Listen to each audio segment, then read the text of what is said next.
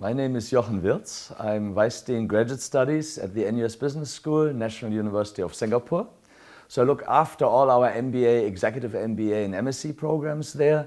And what I find, why I enjoy this job so much is because I do research and teaching and consulting in service and services marketing. I can apply all of this theory and learning to my job as a Vice Dean, which is fascinating.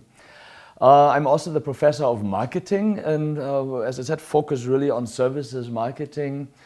And I teach mostly executive MBAs in services marketing. We have 3 different executive MBA programs and do tons of research in the field.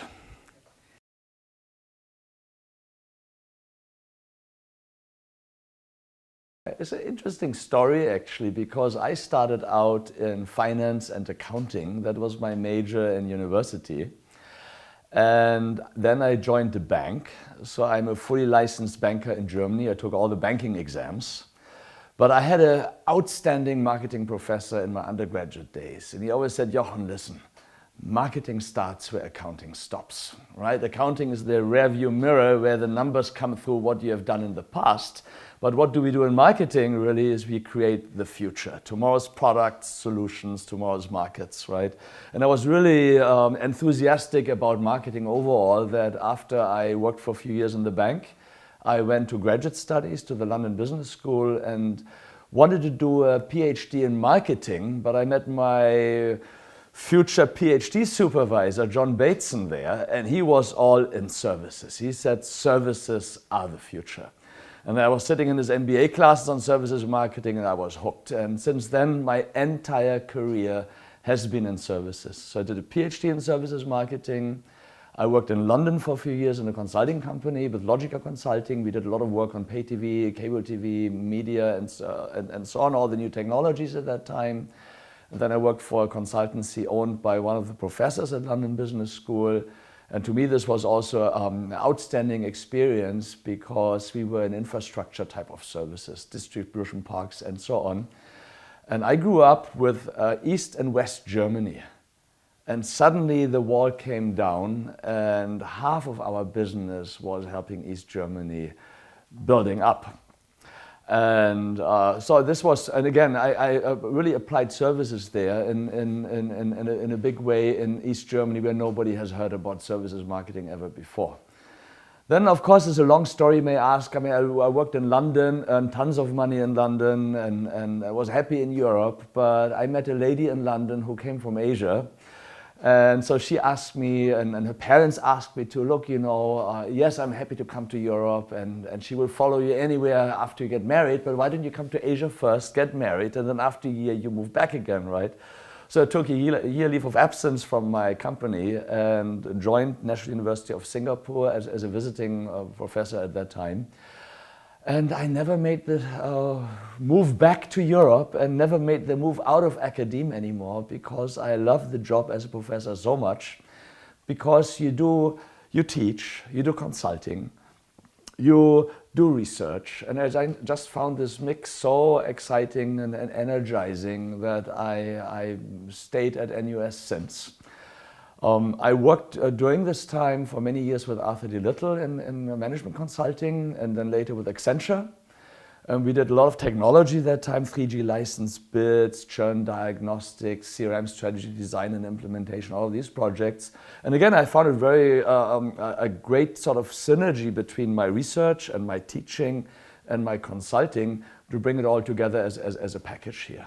And I think this is sort of my journey in a way, and service really has been my calling and my passion.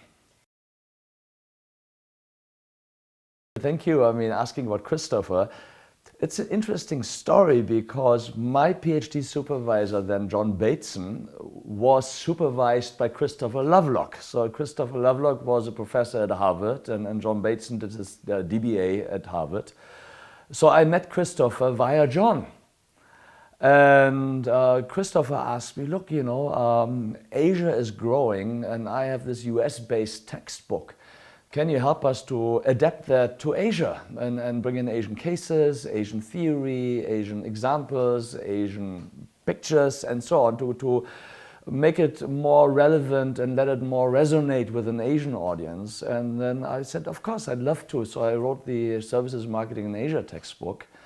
And he liked it so much that he asked me when he did the 5th edition of his textbook, hey, Jochen, do you want to join me for the US edition? And so he made me contributing author, which is sort of a one edition. And he said, what would you change in my textbook? And I just said at that time, and don't forget, this was many years ago, there was no chapter on managing people in services. There was no big chapter really on customer loyalty. There was nothing really on service scapes. So you can see all the research that happened over the years. And I told Christopher, look, if you want to bring in the current research on those topics, I'm happy to write a chapter on each. So then I wrote the people chapter, and he was so enthusiastic about it. He loved it so much. He says, Jochen, do you want to join me as a permanent co-author for the book? And that's how it then became, since then, the 6th and 7th and the 8th edition. I've been working on the textbook with him. Yeah, writing a textbook and producing new editions is really an excellent exercise to update yourself what happens in a field. So what I do is I have 15 chapters. So I go through all the literature that has published since the last edition, which is 4 to 5 years.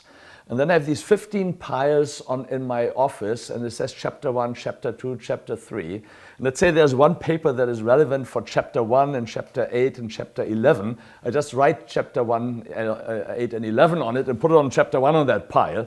And then I rewrite chapter 1 and update it. And this paper that's relevant then for the next chapter just moves further down the pile. So you get a pretty good idea over what happens in a field. And many people always think, oh, academia is moving so slowly, and what's the value add of academia to practice? Then I remind people, look, think about it. Today you talk about service recovery. Every service business talks about service recovery. But that's something that didn't exist 30 years ago. Right? It really came out from the services community.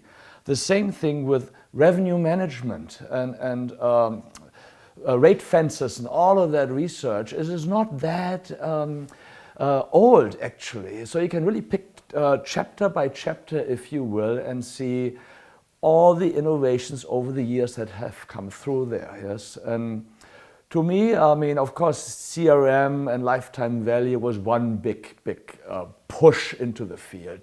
Service profit chain was one big sort of new way of thinking in services.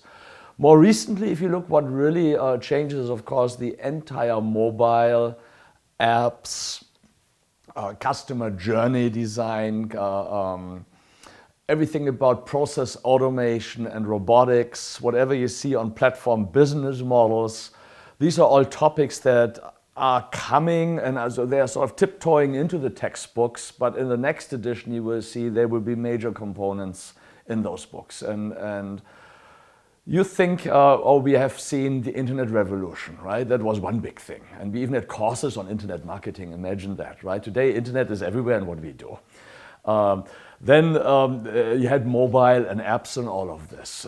Currently the biggest push is, of course, analytics as well, in addition to robotics and AI and all of those things. And this will really transform services marketing as a field completely.